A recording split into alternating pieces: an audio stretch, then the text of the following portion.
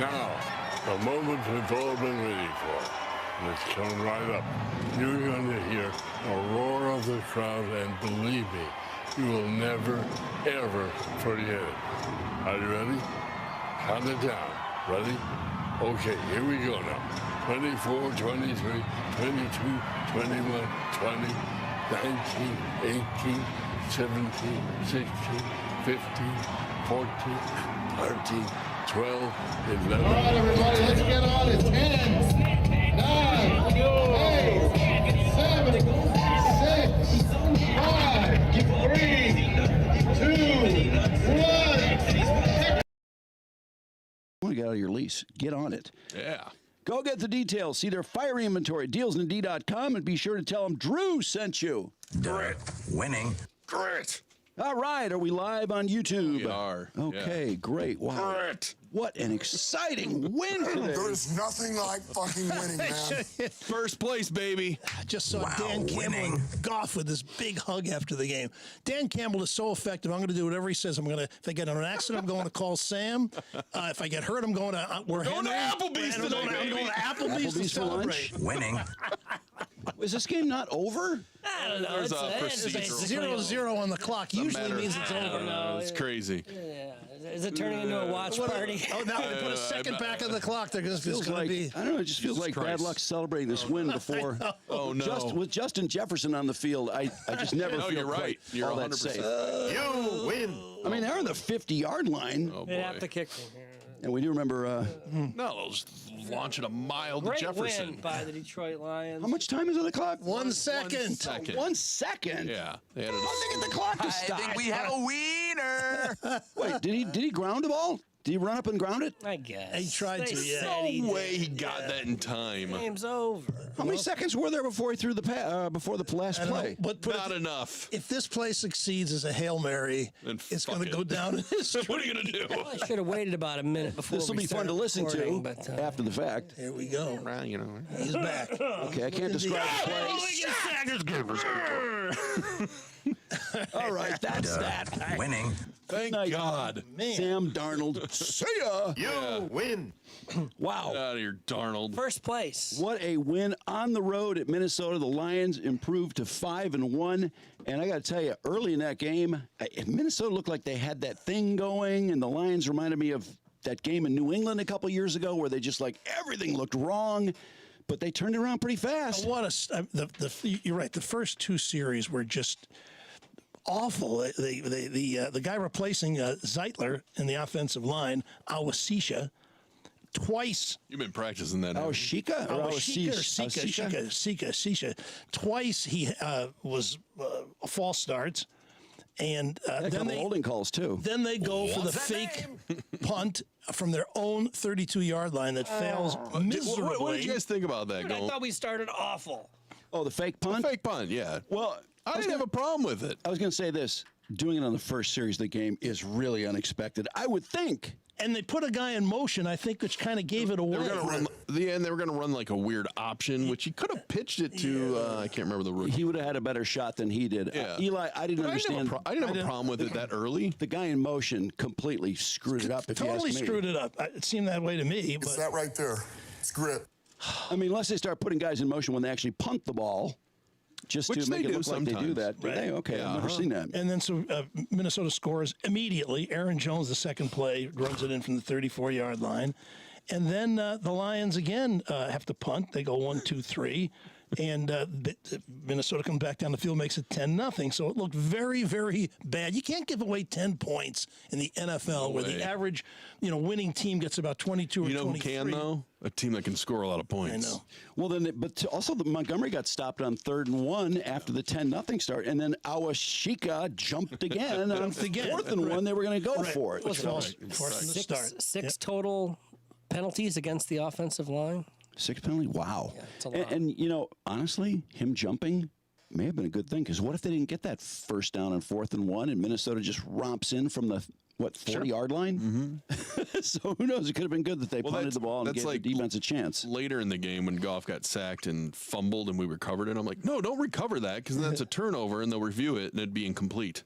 One other thing before we go for that awful start, they were down 10-0, and then Montgomery limps off the field So their best running back, I guess I shouldn't say that because Gibbs was amazing today as they rallied I back. cannot declare one better than the other. No, If they're one had different. to be injured, though, which one would it be?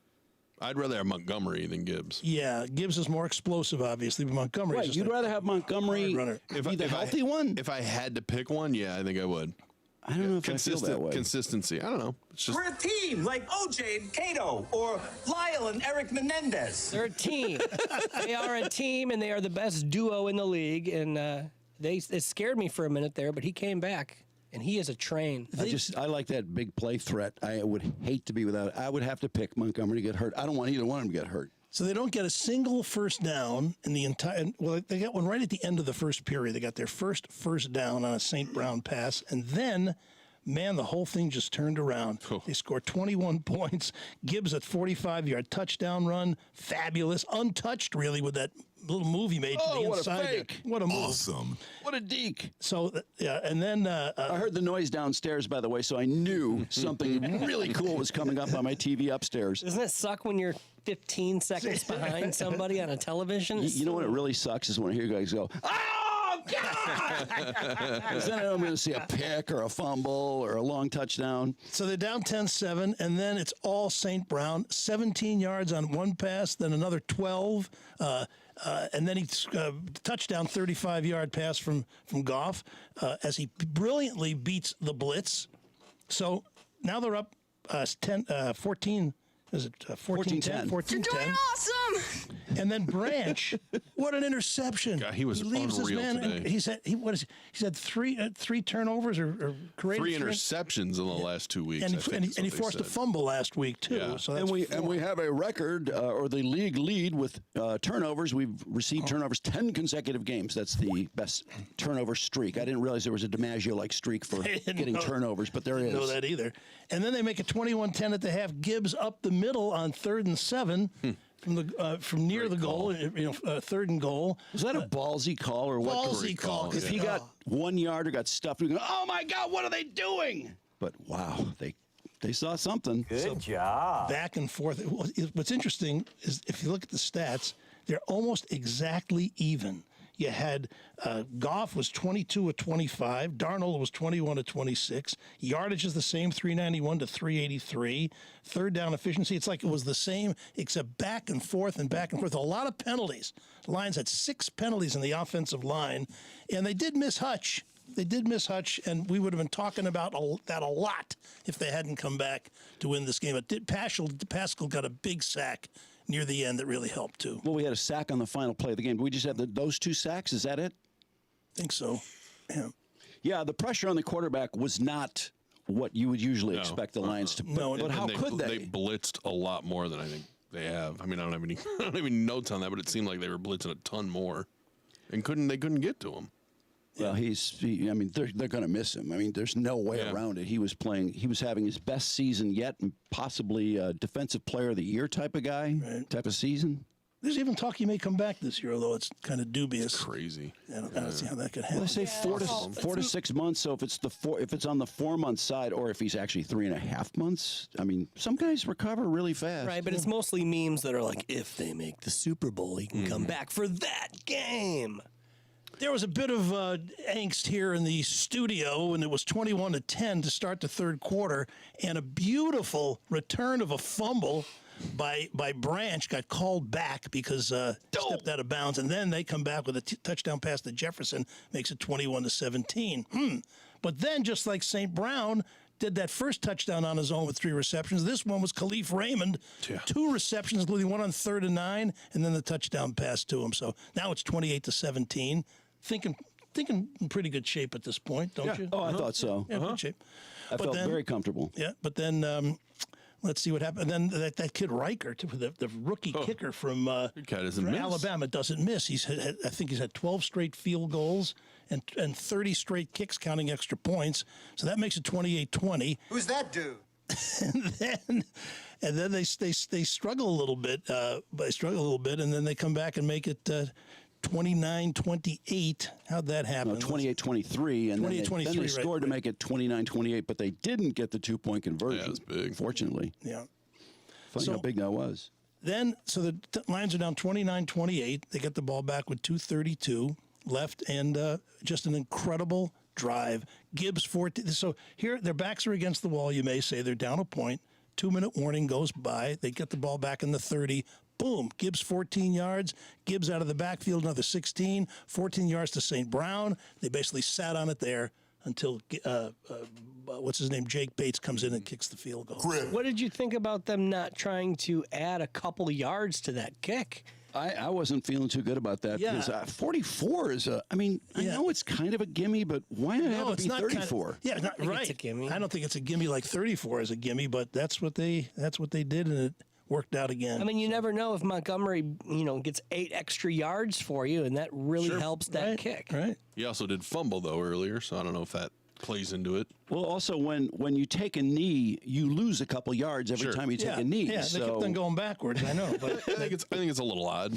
but it worked. The kid You kicked it guys are through. freaking gritty, man. I mean, I just feel like you have to have running backs you can count on to Yeah. hang on to the ball above all. And I think we have those guys, so I wouldn't have minded another 6-7 yards on the first 2 plays, maybe take the knee on the third. But Made sense to us. actually, they did run the first down. Gibbs got thrown for a loss, didn't he? Trying to go outside, They, like a 1 yard loss. Or Well, yeah.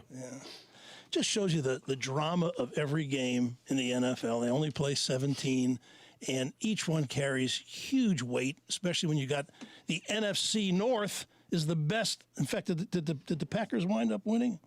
Let's see Brandon, did the Packers wind up winning? The Packers did did defeat 24 to Houston 20. Texans. Yeah. So somebody had to lose in the Minnesota game, in the Minnesota the Lions game, but now that makes them a 19-6.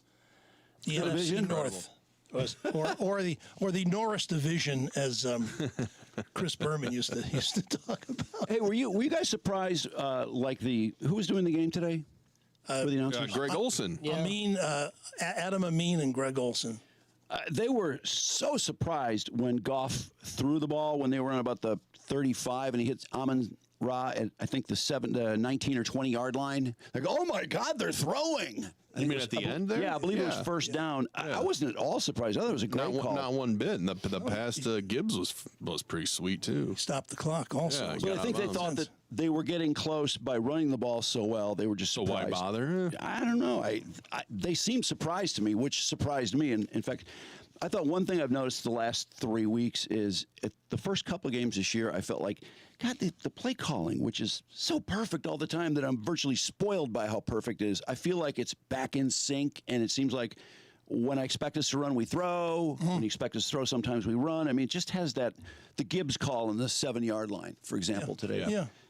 It just seems like we're really back in sync. And same thing with the offense. The first 2 games, like, oh boy, I don't know about this. I don't know about Goff. What the hell's going on? And now it just looks like that steamroller of an offense we had last year. They're tricky. They have a lot of motion. They do play action. The boy genius Ben Johnson comes up with play after play, and look at the weapons they have. Look at the speed they have. St. Brown is as fast as they come. J-Mo kind of disappeared was today. he? I don't know where he Yeah, was today. Did He had get one hurt? out. He had one out pass for a loss of a couple, but I looked for it. He didn't get hurt, Mark. I was searching for He was in the game. Yeah, but look at those deep shots they took at the end. Both one was to Khalif Raymond, which just went out of bounds. But the other one he just drilled into Khalif Raymond. It's like, okay, so Raymond's getting snaps over J-Mo? Well, don't they both play at the same time? I don't know how many plays can. J-Mo was in today. I didn't see any targets for him. Yeah, He had one target, I think, the whole Raymond game. Raymond played a lot more. It's either he's hurt or Raymond played the whole game. And usually he's not in on every play. So I get to skip ball washing him this week because he only had one catch? Yeah, you can rag on him again He now. might have had a couple good blocks, though. I don't know. No, I've been enjoying him. I mean, he's had a phenomenal year. He's averaging 22 yards a catch, which is when they drafted him out of Alabama and the Lions had been 3-13. I thought, oh my God, he's just the kind of guy they need right now. And then, of course, it took 2 years, but at least it's there. It seems You to be don't there hear now. anymore. We need another quarterback. Nobody's great talking today. about Jared Yeah. Goff being back. But after the first couple games, people were worried about him. Like, oh, I don't know about Goff. I know, What but does he's he have went to on do to these prove streaks himself? of completions, and he's just playing solid ball. It's when they lost to Tampa and they kept on getting in the red zone and weren't scoring. And It happens. But I tell you, this is what happens in sports when you have a great team like this. They're a great team. Think of it. They started 4-19-1 under Campbell. Then they won 8 of their last 10. Then they won 13-3. Now they're like 24-8, which in the NFL is ridiculous. Nobody does that. No, if I see them on the field, I don't really care who it is. I just expect them to win. I just expect them to out-offense the other team. It's like back-to-back 12-4 seasons when you put the two halves and the one together. It's just great because we're not used to this feeling. Having a good team consistently. Last week we were talking about what kind of a season, and I think a couple of you guys said 10-7, and I was like, 10-7? I mean, 10-7 isn't bad, actually. It should make the playoffs, but the I feel like NFL's tough, man. I feel like they're a 12 or a 13-win team. I don't really care who they're playing. I think after all the years of futility, it's hard to make everybody believe. But I think at this point, when you see how unbelievable Goff has been, and look at his career, how he was like the toss-in on the trade. He was like a placeholder. They wanted to get rid of him. You know, they wanted to get Stafford. And okay, we'll give you this guy and a couple of draft picks. Yeah, to get the draft picks, we had to basically eat his contract for a couple of years. And I'm tired of the whining in this room because Laporta doesn't get the ball enough. These two guys have him in their fantasy team. Give it to Laporta. Give it to Laporta. No, that's not the reason why we're angry that Sam Laporta. Well, where is he? Why? I mean, we haven't seen him utilized in this offense, and he was a big piece last year. That's all I'm saying. No, honestly, I was going to ask when we were talking about J-Mo, I was like, did we throw to Laporta more than once today? And a nice long reception, but nothing else. But frankly, we aren't throwing the ball that much. I mean, we're 22 of 25 today or something. He was 18 for 18 one game. I mean, that's not many throws. Speaking of to complete all 18, but speaking of Laporta, remember on the 45-yard Gibbs touchdown run, they went around the right side. They brought Brock Wright as kind of a fullback, and he was going to lead. They looked like he was going to be a lead blocker. He went left, and instead, of course, this is the boy genius. They run it around to the right, and I believe that Gibbs was untouched to the end zone. 45 yards, nobody got a hand on him, and he probably went through around 3 or 4 guys. And he left a jock strap on the field. Oh, my God, what a move that was. Before we get on with the Lions, I did want to mention that Chris Christie ripped Dan Campbell this week. What's that all about? What's that all about? What? Chris Christie is a big Cowboys fan. Yeah. So he thought that that's Dan right. Campbell... That's when he had that XXXXXXXL sweater on, right? He was at a Cowboys game. Remember that? That's right. If I were Chris Christie, I would never, ever bring up the subject of sports because it would only... Every time he does, it reminds me of him in that softball uniform. Pants, yeah. He looked like... The midriff bulge was incredible on that softball jersey. But he claims that Campbell was rubbing it in to his beloved Cowboys, he's a diehard Cowboys fan. Who? But then he says, that's Dan Campbell. He's got no class, never has. What goes around comes around. I'm like, what the hell are you talking about? There? Jeez. Look at and they're signing everybody. Where's the money come from? They signed Goff to a max contract, $53 million a year. They signed St. Brown to virtually the highest price for a wide receiver in football. They just signed Aleem McNeil to a $97 million deal. They give Montgomery an extension. So everybody, they're winning. Everybody's getting paid, and they're young. Man, they're still a relatively young team. Oh, very young. Mm-hmm. Absolutely. Oh, there's Chris Christie. Yeah, wow, this is the guy talking smack about Dan Campbell. Look at that midriff bulge. Yeah, look at that. That's a male camel toe. A mammal toe? God. How dare he wear those pants? And by the way, cannot wear baseball pants, dude. That bulge would not knock over the pole vault in the Olympics with his. It looks like he's a lady with little tights wiener on. At the bottom. Oh, jeez. Oh, that thing is probably so far into his body with his weight. I bet it's just a mouse peeping over a haystack. He hasn't seen it in years. What he's most famous for in sports is it was him who got the gambling legalized by suing for the state of New Jersey. What a hero. What a hero. So now we've got the leagues must love him. 7 million new problem gamblers in America. But, I can tell you the gambling thing, we'll talk about it more. It drives me crazy. Somebody asked, Ronnie says, will someone ask Ehi about the chances of getting Crosby? That's you. I don't know what the price is about Crosby, but I don't think they're going to do anything crazy to get a guy. Price sounds like it's too high. It's 2 number ones plus. Yeah, no because way. our number ones will be late number ones, so it's not like.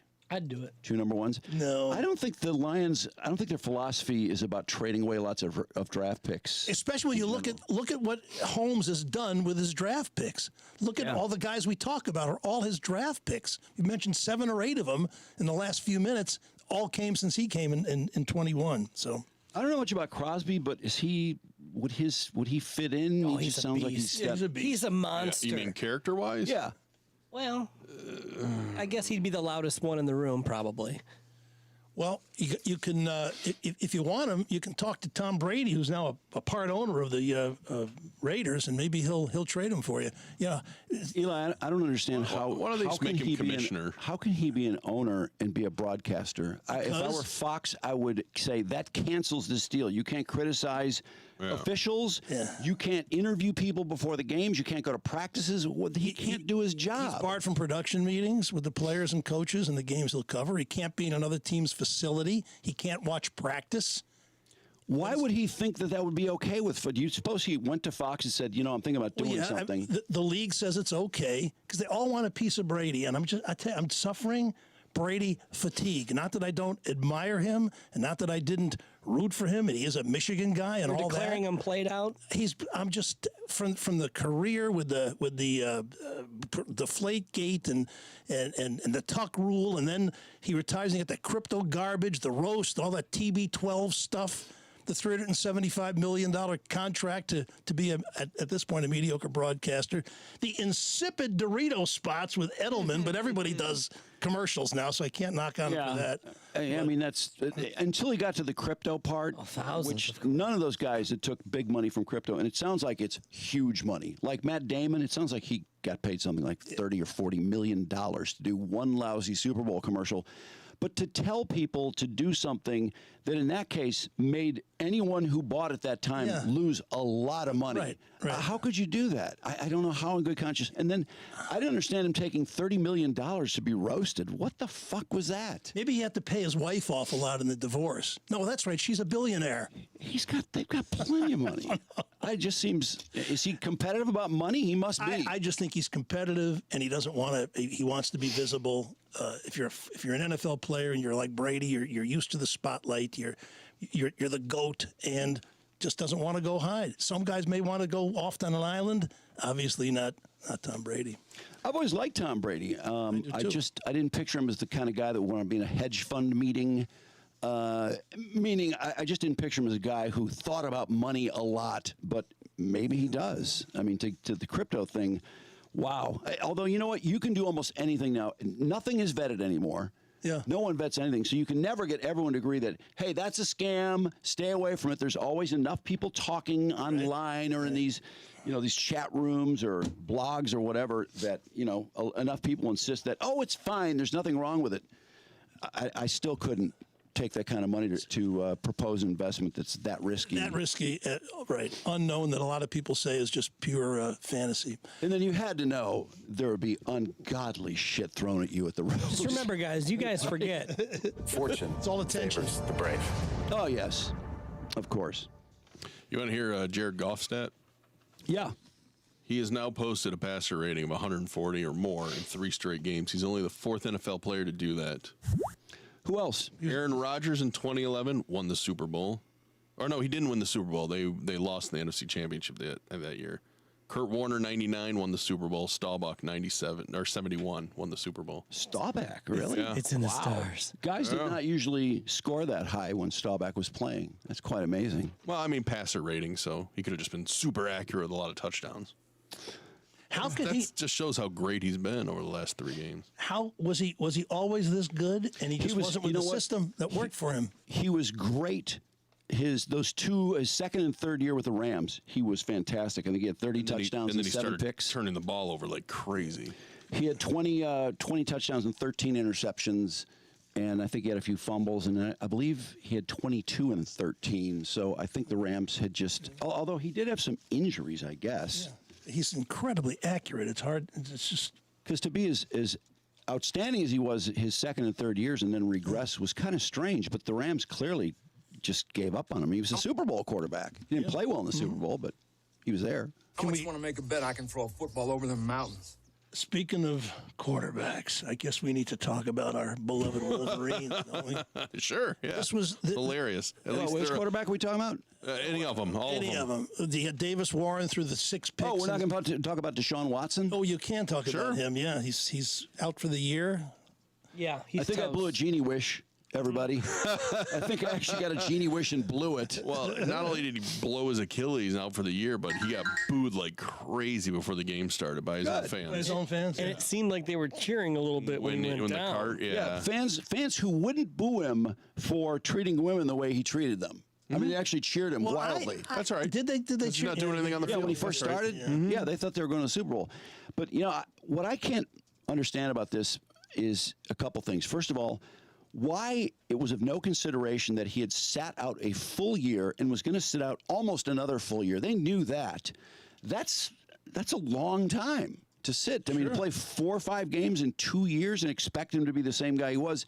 And the other thing is, if they had played this out, let's just say they had won a Super Bowl, people would have been holding their nose when they presented the Super Bowl trophy, like, oh, God, this is terrible. If he's a Super Bowl MVP, that would have been awful. And why'd they give him all that money? They gave him they gave him $230 million guaranteed with that.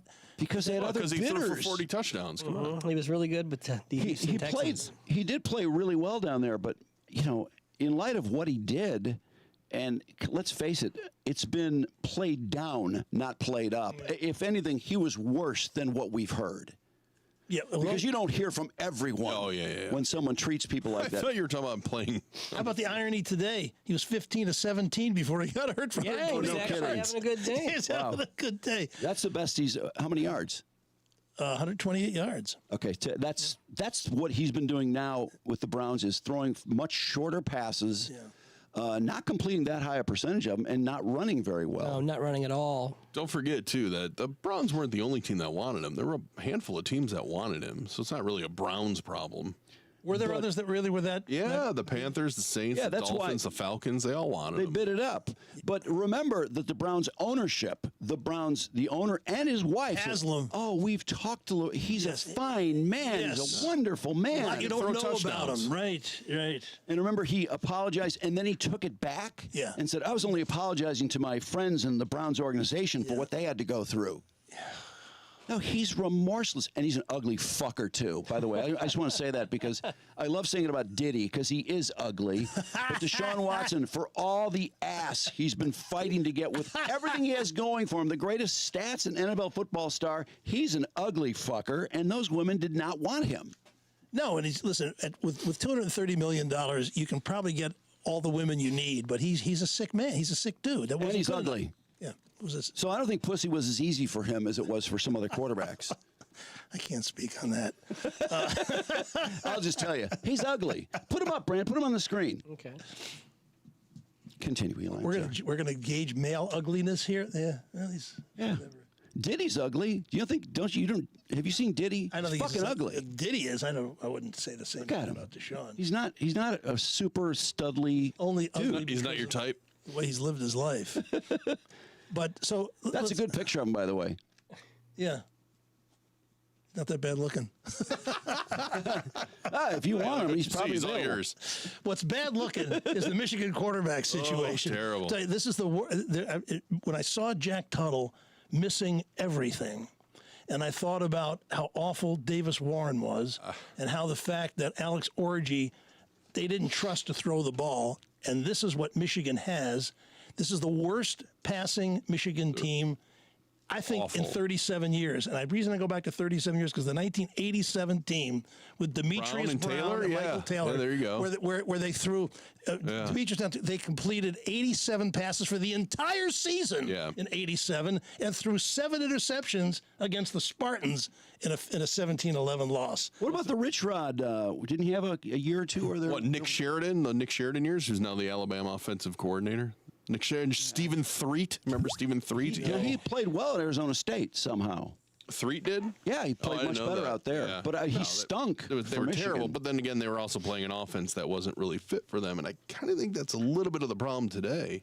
I don't know why they just don't go with Orgy and run the ball 80% of the time. They're going to do that now because I think they can't. They can't after that first drive when Tuttle just wildly underthrew a wide open guy in the first play and then threw behind Loveland on third down, it's like, this guy can't fucking throw. In fact, Todd Blackledge was saying, give him some easy throws. Let him roll out and throw a short. So he rolls out and misses the receiver by 5 yards. Yeah, threw it short, which is what Orgy did, and everyone lost their mind. You know what? It doesn't matter. That team is so lost on so many different levels. And by the way, you guys, I think it starts there, though. I mean, they were down the field multiple times. They couldn't get any points. They got down there a bunch of times and blew it, fumbled, did you know or interception. they ended up outgaining Illinois in that game? I'm not surprised at all. They controlled the ball for a long time. That blew my mind. In fairness to Tuttle, they did not protect him very well. He got sacked 5 times, and he was under a lot of pressure. Well, I still don't know why they're so injured too. That makes no sense. What happened? How did they win 3 consecutive? They got the playoffs 3 years in a row. How could you not have a quarterback ready every year? That makes seems no sense. insane to me. They got 3 other quarterbacks on the roster. I don't know if they'll use any of them. They have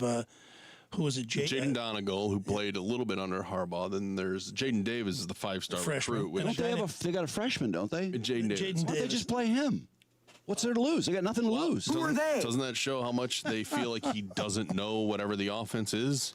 Is he talented, though? I mean, they just brought him in. They must He's an believe Elite in 11 quarterback. Yeah, you know, he goes to all those camps. And, but you know, freshmen can play. Freshmen play in college football all the time. Yeah. We'll see. Yeah.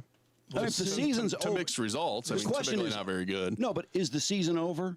Okay, listen. Yeah. You guys laughed. Okay, the season's over. Why not play? You laughed at me last week when I said they may not even go to a bowl game. Oh, God. Well, they may not go to a bowl game. They're 4-3 now. 5-7, yeah, maybe. Right. They're gonna. Let's see who I got them. Let's see. So they could easily lose to Michigan State, which we will talk about because Michigan State is really on the way up. They're trending. Very impressive. They're definitely trending up. So they can lose to Michigan State. Then certainly going to lose to Oregon at home. They go to Indiana, which is 7-0, and just blasted somebody 56-7 yesterday. Nebraska. And then they could beat Northwestern in Ann Arbor. Then they get humiliated by Ohio State. Wait, why is Northwestern iffy? Northwestern's pretty terrible. Yeah, well, I think that's a win at home. They beat Northwestern in Ann Arbor, and then they get humiliated by Ohio State at the end of the 5-7. season at 5-7. They don't go to a bowl game after winning the national championship. And I think there's already... They're losers. It's the poor tackling. It's the penalties, which they haven't had under Harbaugh for years. It's the brand new offensive line. Wait, how could they become bad? But I'm just saying that's ridiculous. Because it's poor coaching. You put them in bad spots. They know how to tackle people. They've been playing Division I football. You watch poorly coached teams. They're not very good at tackling. What, they forgot how to tackle? Apparently, yeah. That's what they are. They're losers. Or you're in the wrong spot. Well, they lost 14 important people. The 13 that got drafted in Connor Stallions to tell them what the plays are. Now they got to figure it out on their own. Well, it didn't hurt, but they were ranked number 9 going into the season without Connor Stallions. It was a joke. That was totally based on reputation for no particular reason. Yeah, and Sharon Moore is no guarantee. He seems not at all. Yeah, no, thank God they're not paying him much. He was I kind of give him the Kamala Harris thing. She was in the right place to get an opportunity that might not have otherwise happened. Sure. Somebody left. Well, I mean, so Harbaugh leaves. It's not like there were a bunch of people available. I mean, that's pretty late in the game. So was he born on third base? Sharon Moore? Oh, yeah. Well, Michigan State beats Iowa. I tell you, Jonathan Smith brings his quarterback, who they paid $1.5 million for. He brings that Vellum, the tight end is excellent. He's got an offensive lineman he brought, 6 assistant coaches, and they're good. They somehow with 61 new players, they look very cohesive. They're quick. They got good skill players. I do have good. I was shocked watching them last night. I mean, they got a few really good skill players. They do. They got. I forget the other running back. He's got 3 names. I can't remember his name. But Nick Marsh looks like Adams, something Adams. Nick Marsh looks like a guy who could do Marsh big is good. things. Yep. And number 3, who's number 3? The wideout. He had a good game Foster. too. Something Foster caught the touchdown pass. Yeah. So Michigan State's looking good. Aiden Childs is a Foster, a freshman. Nick Martin, K'Ron Lynch Adams is the other guy in this, who's a 6-year graduate. You know, when you watch a football game now, in college football, it's such and so a transfer from Texas A&M, such and so a transfer. Every player who's any good is a transfer from somewhere. You know, Eli, I look guys up all the time on College Football Reference because, for example, Thursday night I'm watching Virginia Tech. I didn't even know they were on.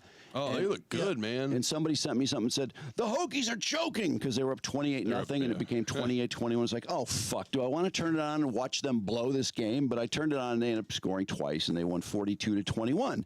But very often, I don't know their team that well, so I'll put guys on College Reference, and it's amazing. It seems like at least half of them have played somewhere else. I know. It's more than that. But a lot of them have played at 2 other schools.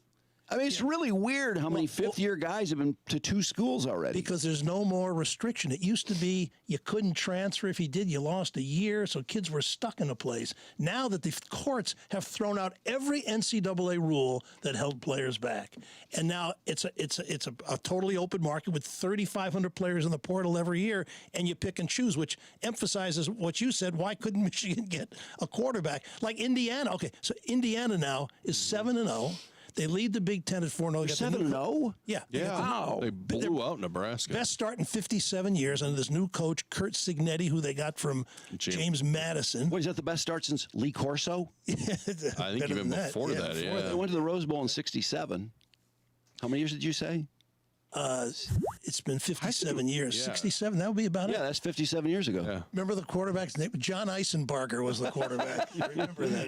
Vaguely remember that. Anthony Thompson is about as far back as I go paying attention to Indiana running back. Late 80s, So, Didn't they have a guy in... Antoine Randall L. Yeah. You can cause some trouble there. They had a good back in the early 70s, around the time of Mike Adamley at Northwestern and Eric the Flea at Michigan State. Eric Allen. Eric the Flea Allen. I don't remember who that would be. Rufus the Roadrunner Ferguson. Rufus! All those guys, when I just started watching college football, I remember them. It's funny how those names stick. So what Michigan could have done, potentially, is what Signetti did. And he liked this guy from Ohio, the Ohio Bobcat, a guy named Curtis O'Rourke. And so he raised $995,000. That's his NIL thing, so $1 million to bring him over. He was a finalist for all kinds of, for Ohio last year, for all kinds of quarterback awards. The Unitas Award, Davey O'Brien, all that thing. So they get him in there, and look what they're doing. And now Rourke's hurt, which sucks, and he's not going to play against Washington. He's not going to play. I thought they said it was a minor thumb injury. No, he's out. He's out for Washington. And game day, I believe, is going to Bloomington for the first. I think it's the first time ever. Wow, really? Yeah. Wow. No kidding. Who was the quarterback? Wait, didn't Indiana have a quarterback who threw a ton in the late 80s? Good quarterback. I'll look it up. Threw a ton. I believe he played in the NFL, but wasn't that great. Don't know. In the NFL. Damn, I want to say it starts with an H. A lot of crazy things happening in college Tim Clifford? football. No. And you're not. No. Keep going, Eli. I'm sorry. All right. I'll find him. Tennessee beats Alabama now, has 2 losses under new coach Kalen DeBoer, who came from Washington. Miami, Cam Ward is one of the Heisman favorites as number 6 Miami beats Louisville. But here's the thing: the next. Remember how we complained that Caitlin Clark was compared to Pete Maravich in scoring? There was a stupid, ridiculous comparison. Well, now we got this kid Ashton Genty of Boise State. So amazing. That guy is so great. He looks like Barry. He's 5'9", 215, so he's kind of reminiscent to Barry Sanders. Ridiculous. He rushed for 217 yards. They had a bye week this week against Hawaii. He is on pace with 250 yards in 6 games, averaging 10 yards a carry to go for 2,700 on the year and beat Barry Sanders' FBS record set in 88 of 26-28. But Sanders did it in 11 games. And this guy, if they make the Mountain West Conference, will do it in 13 playoffs. Will do it in 13. Is that fair? I guess so. No, it's not fair. I didn't think it's fair. No, it's not fair at all. So hopefully. Yeah, but they like having records broken in college football. But, when you're conflating women's college basketball and men's. This Yeah, Pete Maravich thing was just crazy to me. It's a bad comparison, but I'm thinking Barry's the greatest collegiate runner of all time. Oh, it's the greatest season of any. If he doesn't in 13 games, and Barry played against Nebraska and Oklahoma in those teams, but and he returned kicks and returned punts. He did everything. Drew, are you thinking of Trent Green? You know what? I was thinking, yeah, Mark, that's one of them. But I was really thinking of Mark Herman, who didn't play. Mark Herman, there. yes. Did he play at Purdue? He was Purdue. Yeah. He was Purdue. Okay. Yeah. Sorry about that. Yeah, but Trent Green threw the ball a lot. He did throw the ball a lot. You know, got hurt, and then that started the legendary Kurt Warner. But I was thinking about Mark Herman. I mean, he threw more than any Big Ten quarterback in his time. He threw a lot. And for a long time. Paging Mr. Herman. Mr. Herman, you have a telephone call at the front desk. So you got it's a crazy season. Florida State 13-0 last year, so they should have made the Final Four. Now they're 1-5. You got Army and Navy are undefeated, 7-0 and 6-0, both ranked in the top 20 for the first time, 25 for the first time since 1960. How about Miami? Yeah. I know. They beat Louisville yesterday. That was a crazy game. Miami's offense is off the charts. They are so good. Cam Ward is the top quarterback rated for the Heisman Trophy. The two in front of him are Ashton Genty, and also Hunter, Travis Hunter, but he's hurt. I don't know if he's. I think didn't he play? I don't know if he played. Wait, who's Ashton Genty? That's Ashton the guy Genty we're talking about. He's a running back for Boise State. Oh, okay, the guy back Drew, in the just make sure you watch him. He is. Not even paying attention. I wasn't. You're right. I totally spaced. I was looking for Mark Furman in my phone. Mark Furman? Mark Furman. Mark Herman. Are you surprised Miami didn't move in the rankings at all? They're still number 6. I'm just kind of surprised that they haven't moved up at all. Texas is 5th, and they have a loss ahead of them. All I know is if they go undefeated, and that Hokies game is the game that keeps them undefeated, I don't know. I still can't believe that happened. I can't believe they overturned that call. Yeah. Oh, you're talking about. If they called it incomplete originally, I would have gone. It's a pile of guys. What you can't see shit. But when you saw the review after calling it a touchdown, I didn't see what they said. A guy from out of bounds touched the ball, and once he touched the ball, the play was over. I What? didn't get that either. Yeah. So did you see what happened when they called when Texas returned an interception, and then? Yes. They called a and penalty. The bottles and and then the kids in the end zone threw hundreds of water bottles on the field. And Sarkisian is over there begging the fans to stop. And they reversed the call. Yeah. They reversed the call. So Kirby Smith. The unsportsmanlike call? Yeah. Now, really? Yeah. No. No, they were pass interference. The pass interference call that negated the return, and they were down 23-8. Texas was down 23-8, number 1, losing to Georgia at home, and so they throw the trash in the field, and then the officials decide to reverse the call, which could have gone either way anyway. So Kirby Smart after the game said, "Well, now we have a precedent that if you throw a bunch of stuff in the field and endanger athletes, then you've got a chance to get your call reversed." Oh, come on.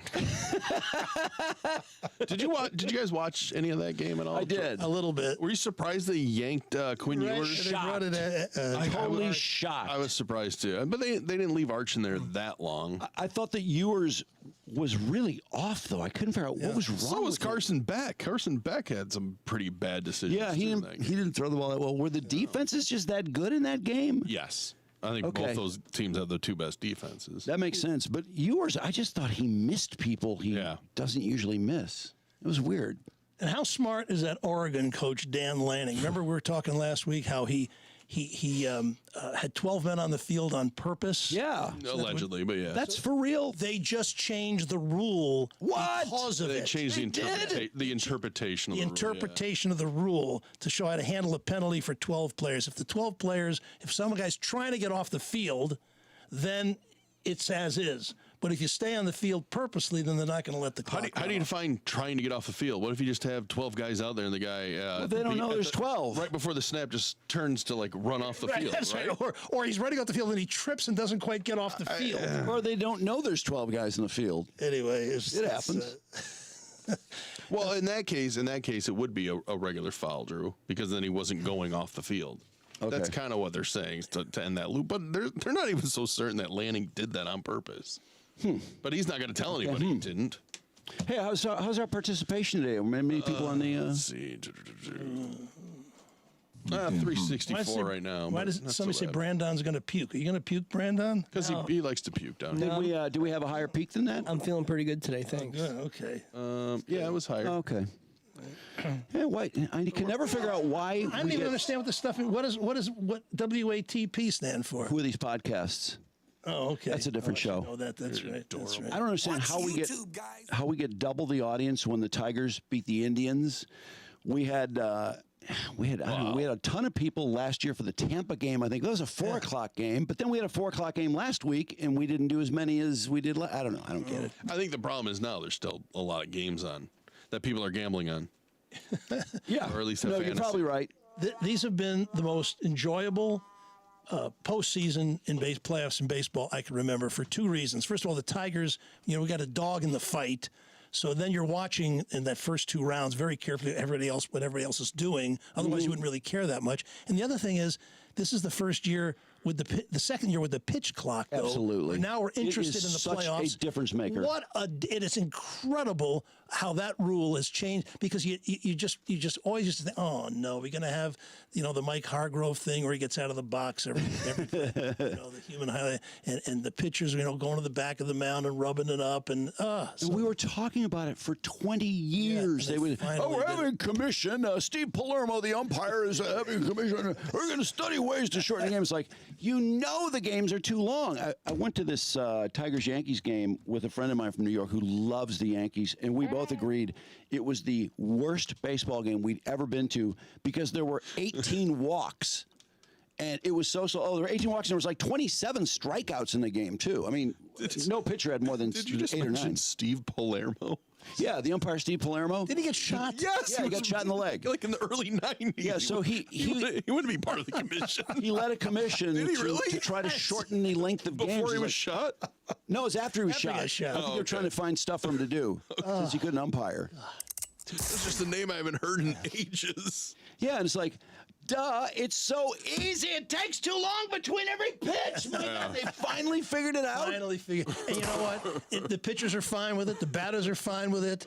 In fact, and you rarely see a violation. Somebody, I think a Yankee the other night, wasn't ready with 8 seconds to go, and they called a strike on him. But other than that, play the game. This is what you see in golf. When you're playing golf at a public course and you got some guy who's a 40 handicap, spending 25 seconds over a putt, just hit the fucking ball. You don't know how much money he's got on that.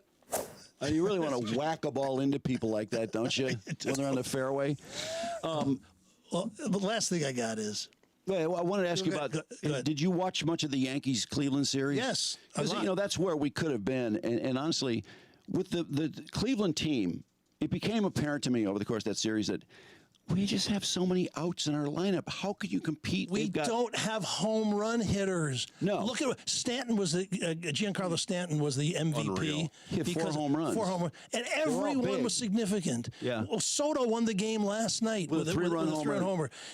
Judge had 2 homers in the series, too. And the Tigers got beat by home runs. So we got Riley Green hit 24. That was hurt part of the season. You got one kind of home run hitter, but that's not Carpenter's really his a home run hitter. Yeah, but he only plays. He's only a part-time player. He missed 70. He missed 70 games this year. Injured. Drew's Christmas wish. Please figure out how to make Carpenter an everyday player. We got to have him. And so this is what the Tigers need to do. Moving down in the order. Meanwhile, lefties. You're too busy wasting those genie wishes on Deshaun Watson getting injured. You're right. Soto is going to get, I think, the biggest contract of all time. Now, it's true that Ohtani has the $700 million, but that doesn't kick in until about 10 years, and that's all based on the Soto money. is not worth more than Ohtani. There's no way. Well, it doesn't really matter. Only because he's up next. Right, he's up next. Now, Judge got 9. He's a 270 hitter. No, he isn't. No. Well, he had 288 this year. He had 41 homers, 109 RBIs. He walks a ton, which is valuable. Yeah. I mean, he's great. He's a great player. I just, to say he's better than Ohtani money-wise? Well, no, I'm just saying that he may out-earn him. He's also 25. He had a WAR, just turned 20. He had a WAR. He's been in the league 6 years. I know. And he turned down from the Nationals in 22. He turned down a 15-year, $440 million contract. One of those guys say, how can you turn down $440 million? How much more do you need? And now he's going to get more for fewer years. So I think the agents make you do that. The Players Association makes you do that. Yeah, he hit 288, 275, 236, 246, 242. And he's not in his prime. He hit 351 in 2020. Oh, he only batted. That was a short season, yeah. He's hit as high as 313, as low as 236. His OPS is really good, but that's so influenced by the number of walks he gets. I think he's a great player. I just don't think, in this lineup with the Yankees, he's got so much protection. I mean, well, yeah, but that just enhances his value. They were right. Yankees were 82 and 80 last year. Their worst record since 1995, I think. So almost 30 years, their worst record. What do? They trade 5 players, 5 prospects to get Soto. So what are the Tigers going to do? I know it's too early to even talk about it, but I heard that. What's his name? Scott Harris said that Javi Baez will have a role with the team next year. They need a right-handed hitter in the infield. Boy. They have so many lefties in the infield, Eli. They need a right-handed bat to balance it out. Did he say that? He needed his hip surgery so his hips can rotate.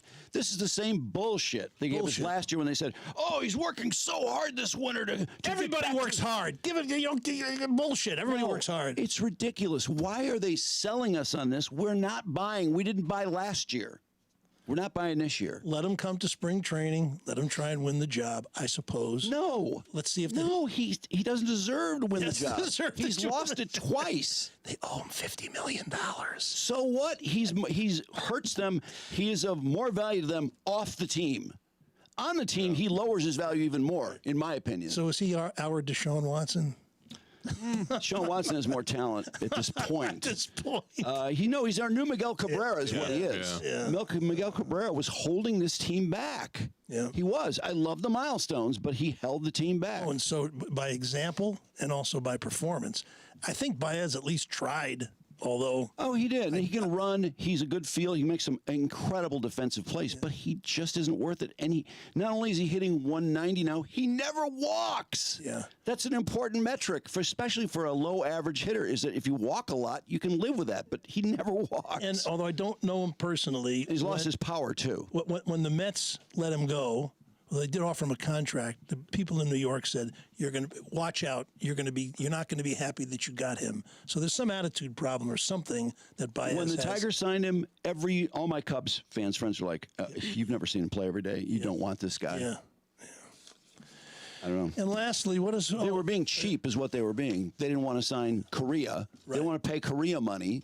They didn't want to play Story money. Chris is not like his father. So they take the 3 best alternatives and then pick the cheapest one to go after. They need to target one guy in this, even if it's Willie Adames, who's the shortstop for Milwaukee. They need to target a hitter and go after him because they're not going to be able to afford Soto, and there's going to be all kinds of bidding wars in the others. But when does Chris Ilitch show us for sure that he's either going to step up or not step up? And it has to be this offseason. If he doesn't, you're going to find out what an incredible, perfect storm it was that this team last year did as well as it did. It was a perfect storm.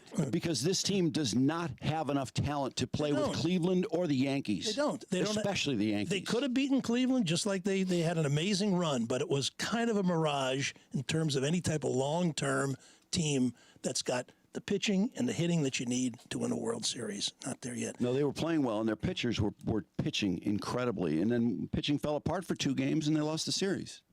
I mean, it's that simple. Skubal can't throw 6 shutout innings every time he goes out.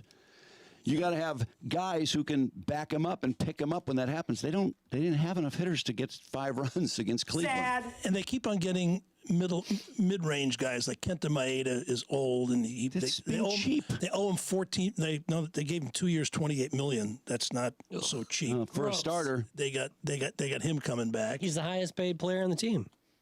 Yeah. Is he? No. Well, Baez is. Well, with Baez not on the roster. Yeah, Baez not playing, right. And didn't even make the final roster. You know how I hate those patches on uniforms and the Tigers with the Meyer and the Strauss helmets? The Strauss. God. What a great buy though. But you're right. They're short on money. They had to make that. That's a big sale. They're not short on money. You're joking. Not short on money. You're joking. They're short on money. Sorry. You're joking. Of course not. Who knows what they? I want to know what they paid. It's on every batting helmet, on every team, every color.